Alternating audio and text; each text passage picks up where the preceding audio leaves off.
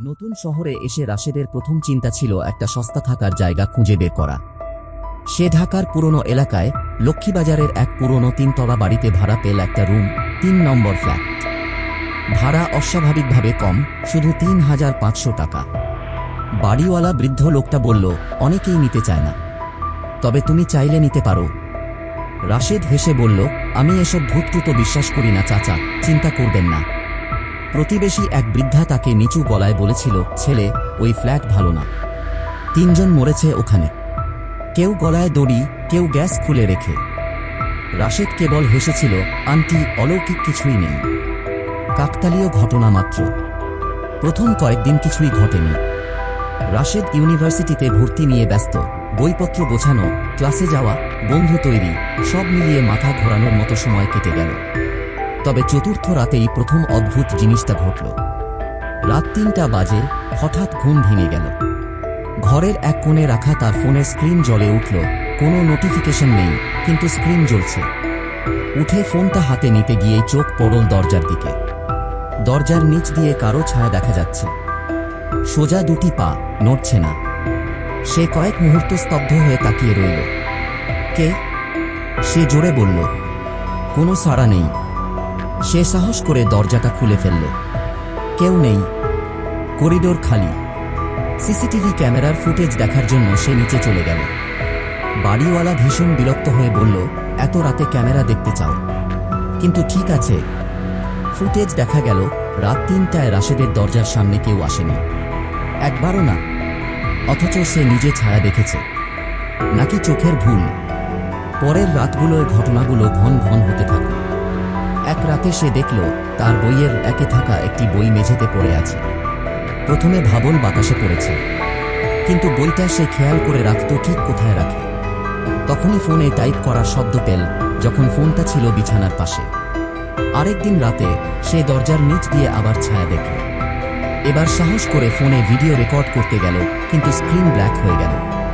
তারপরে দরজা যেন হালকা ঠেলছে কেউ, ধীরে ধীরে, যেন ভেতরে ঢুকতে চাইছে।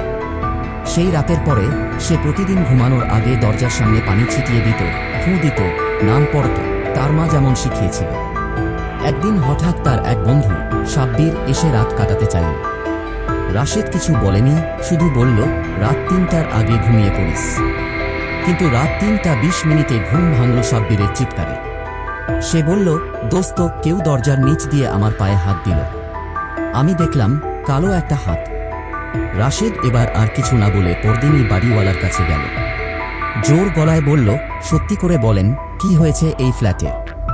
বৃদ্ধ চুপচাপ বসে থাকলেন কিছুক্ষণ। তারপর ধীরে ধীরে বললেন, প্রথম ছেলেটা পড়াশোনা করত, হঠাৎ একদিন ঝুলেছিল। মা বাবা বলল প্রেমে ব্যর্থ হয়ে মরেছে। দ্বিতীয়টা গ্যাস লিক করে মরেছে, আত্মহত্যা ধরে নেওয়া হয়। তৃতীয়জন, ওটা সবচেয়ে অদ্ভুত। ছেলেটা রাতে চেঁচিয়ে বলতো, দরজার বাইরে কেউ দাঁড়ায়। সেও একদিন জানালা দিয়ে লাফ দেয়। কেউ জানে না কিভাবে। তারপর থেকে কেউ ও ঘরে থাকতে চায় না। রাশেদের গলা শুকিয়ে যায়। সে বলল, আপনি তাহলে ভাড়া দেন কেন? বৃদ্ধ চাপা স্বরে বললেন, ও ঘর কাউকে থাকতে না দিলে সে অন্য ঘরেও ঢুকে পড়ে, বুঝলে? সেদিন রাতে রাশেদ নির্ঘুম কাটাল।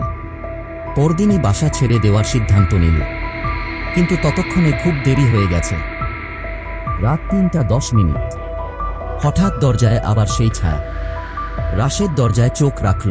এবার ছায়াটা নড়ল। নিচু হয়ে দরজার ফাঁক দিয়ে যেন তাকিয়ে থাকল কারো চোখ। কালো, গভীর, নির্জীব চোখ। তারপর দরজার নিচ দিয়ে এক টুকরো কাগজ ঠেলে দিল কেউ। কাগজটা খুলে রাশেদ পড়ল, তুমিও কি আমায় দেখো? রাশেদ তখন চিৎকার করতে চাইল, কিন্তু গলা দিয়ে শব্দ বেরোল না। পুরো শরীর অবশ হয়ে গেল। দরজাটা ধীরে ধীরে খুলতে লাগল। সে কিছু করেনি, নিজে থেকে খুলছে। আর তার সামনে দাঁড়িয়ে একজন ছেলেকে। গলায় দড়ি, চোখে শূন্যতা, পায়ে কোনো শব্দ নেই। শুধু একটা কথা বলল, আমার ফ্ল্যাট কেন নিলে? তারপর পরের দিন পত্রিকায় ছোট্ট একটা খবর বেরোল, লক্ষ্মীবাজারে পুরাতন বাড়িতে এক ছাত্রের আত্মহত্যা, 3 নম্বর ফ্ল্যাটে আবারও মৃত্যু। বাড়িওয়ালাকে প্রশ্ন করা হলে তিনি শুধু বলেন, সে বলেছিল ও ভূত বিশ্বাস করত না।